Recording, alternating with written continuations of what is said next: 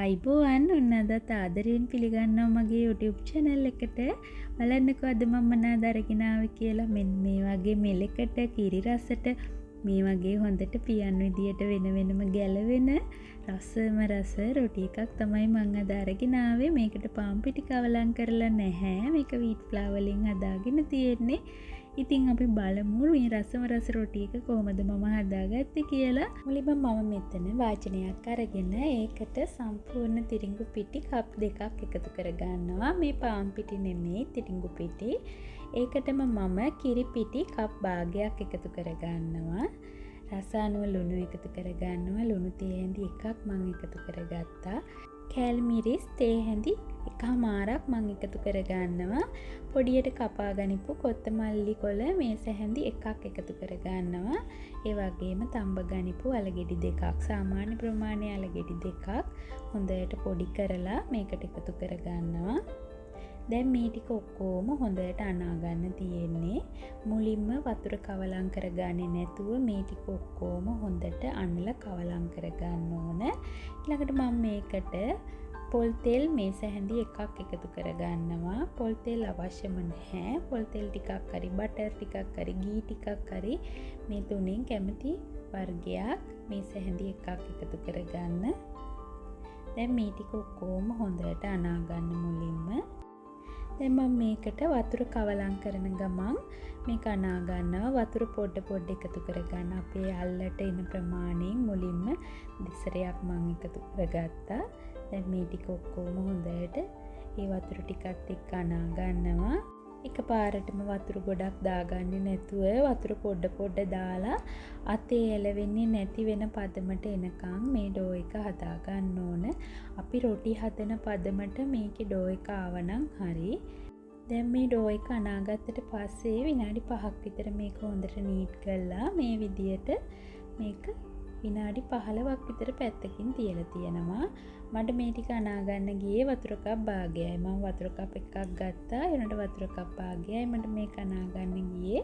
මේක විනාඩි 15ක් විතර පැත්තකින් තියලා මෙන්න මේ විදියට බෝල කඩා ගන්නවා.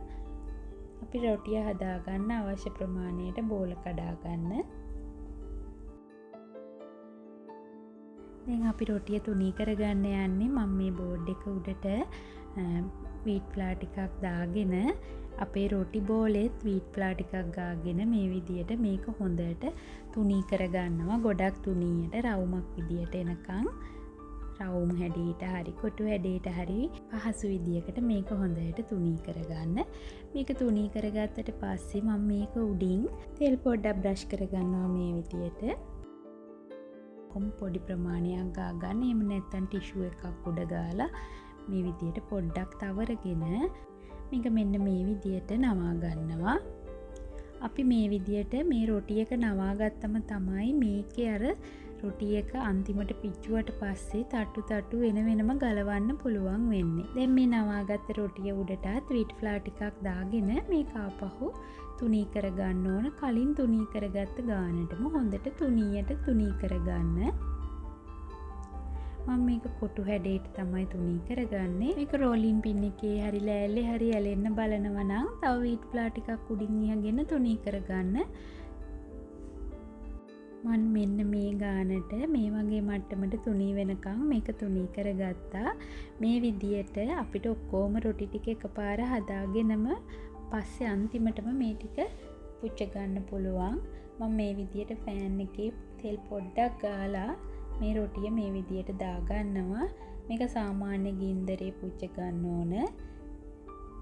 මේ විදියට උඩින් පොල් තෙල් පොඩ්ඩක් ගාලා මේක එක පැත්තක් පොඩ්ඩක් ෆ්‍රයි වෙනකොටම අනිත් පැත්ත හරව ගන්න.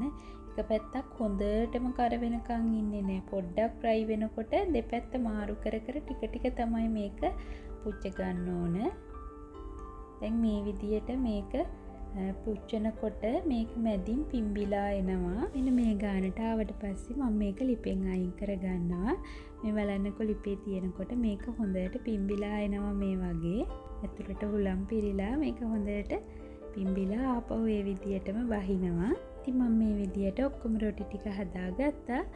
මේ තියෙන්නේ අපි හදාගනිපු රොටි ටික. මම මේක කන්න සාමාන්‍ය විදියට හදාගන්න සම්බෝලයක් තමයි මම හදාගත්තේ. ඉතින් ඔයාලට මේක ඕනම කරි එකක් එක්ක රස බලන්න පුළුවන්. පරිප්පු, චිකන්, මාළු වගේ දේවල් එක්ක.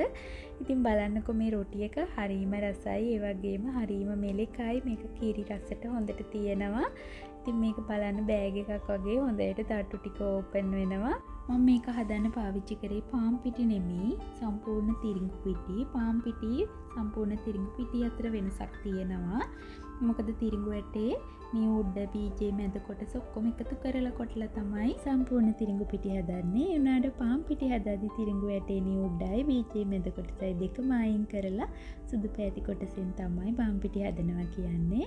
ඉතින් මේ දෙකේ ගුණේනොත් ගොඩක් වෙනස් විදියට තමයි මේ දෙක සඳහන් වෙන්නේ. ඉතින් ඔයාලට මේ රොටි එක පහසුවෙන් හදාගන්න පුළුවන්. උදේ කෑමට රෑ කෑමට වගේ එකතු කරගන්න පුළුවන්. ඉතින් ඔයාලත් හදලා බලන්නකෝ. ගැටලුවක් තියෙනවා නම් කමෙන්ට් එකක් දාන්න. මම ඕනම ප්‍රශ්නකට උත්තර දෙනවා. ඉතින් අදත් මාව බලාගෙන හිටියට බොහොම ස්තුතියි. ගිහිල්ලා එන්නම් ආයෙත් දවසක මේ වගේ තවත් රසවත් රෙසිපියක් සමගින් හමු වෙනකන් ඔයාලට සුබම සුබ දවසක්.